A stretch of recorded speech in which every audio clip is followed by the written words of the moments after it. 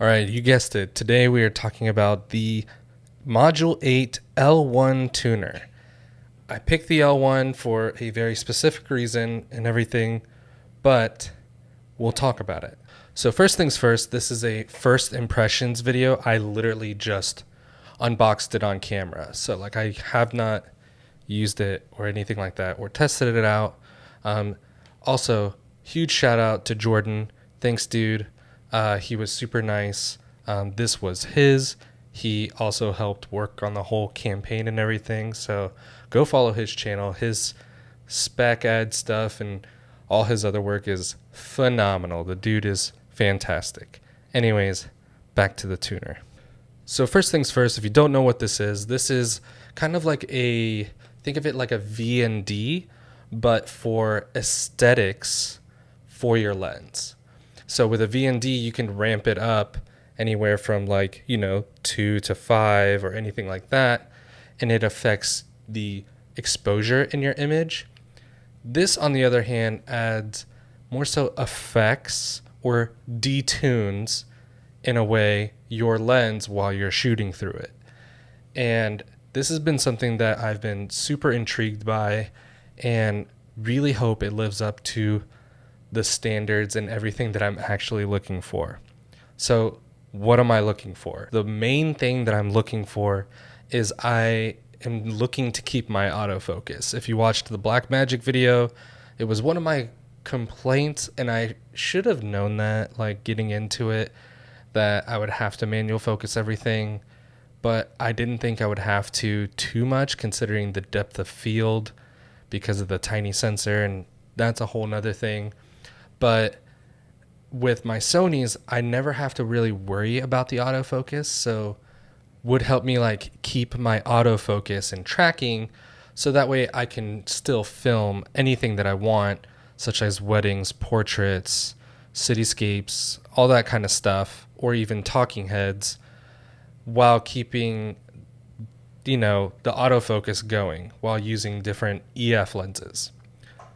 Also, quick side note, if you did not know, this is an EF to Sony E adapter. It does still have the electronic contacts, so you should be able to use autofocus and different things like that. And also the camera speaking to the lens and back and forth, not just for autofocus, but for aperture and different things like that. All right, so why did I pick the L1 over the L2 and L3? So the L2 is known as the K35s, and the K35, as far as I've noticed, mainly affects the bokeh and stuff like that. And personally, I've never really cared about what my bokeh looks like. I just know that it's there, and I don't know.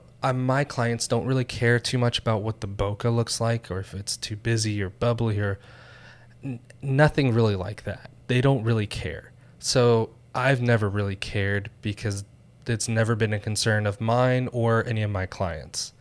So reason number one why I skipped that one. Now the L3, I was actually super invested in. I was almost about to buy that one because they call it the rotoscope, but it's more of an anamorphic kind of look. So it replicates the stigmatism, which both of my eyes naturally have, and just kind of adds that anamorphic kind of flair to the lens.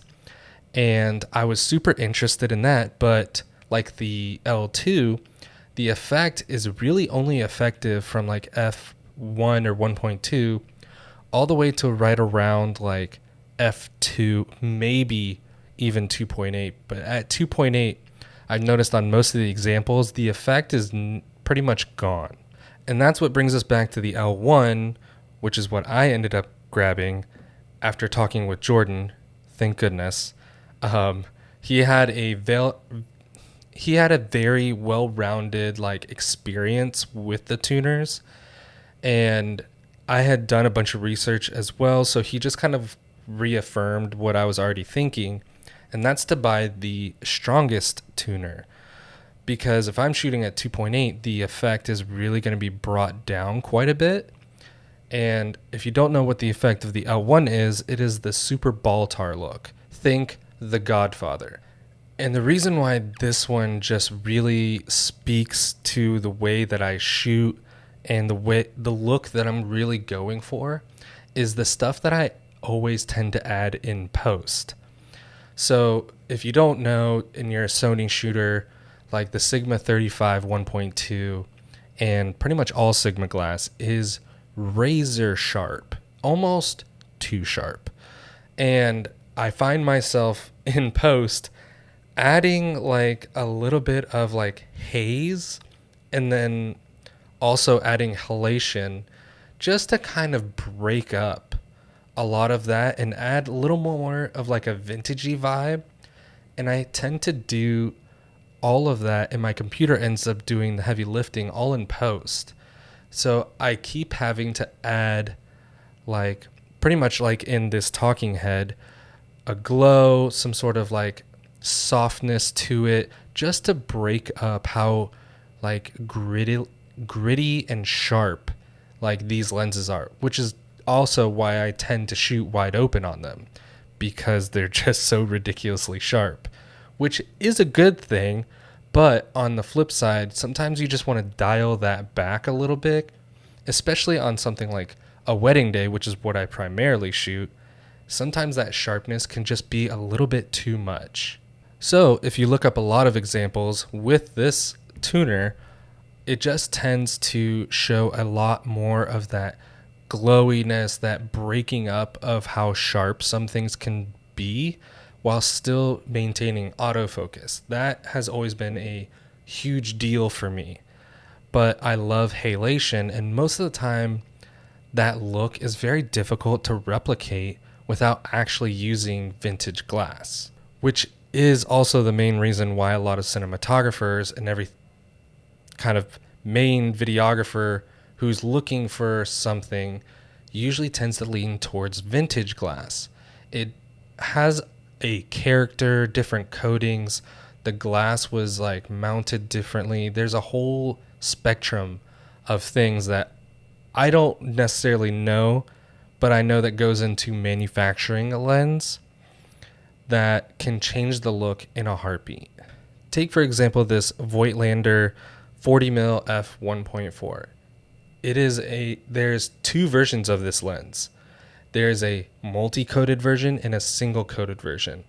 And if you didn't know that, you would think you're buying the same lens until you shoot with it.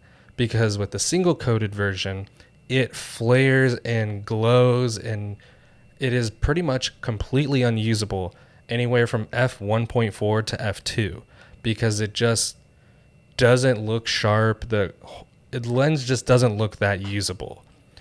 Now, if you use the multi-coated version, which is the one that I have, it cuts a lot of that out and like still has character wide open at 1.4.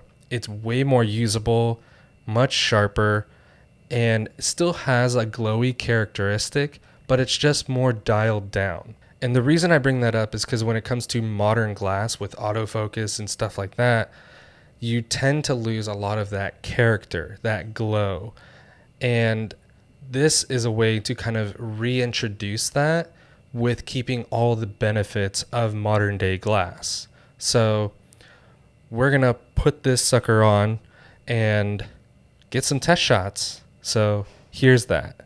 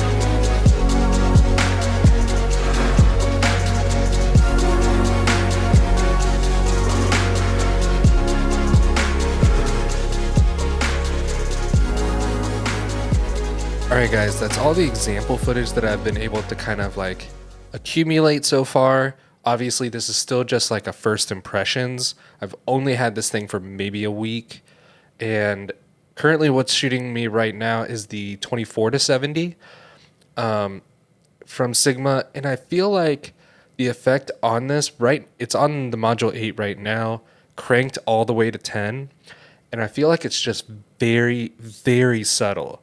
Obviously, after I'm done editing like this, you kind of like, I don't know if it enhances it more or if it's still remains very subtle. The other lens that I was able to kind of borrow for a little bit was the 18 to 35, and I feel like the effect that the Module 8 L1 has is way more prominent on this. So the versatility, I feel like depending on how much of the effect that I want, is way more versatile with that lens than the 24 to 70. I just wish I had the zoom range of the 24 to 70. I'm still undecided, but let me know, which one do you think looks better? You kind of see the effect more on the 18 to 35, or do you like the very subtleties of the 24 to 70? Let me know down below. Anyways, that's it for this video.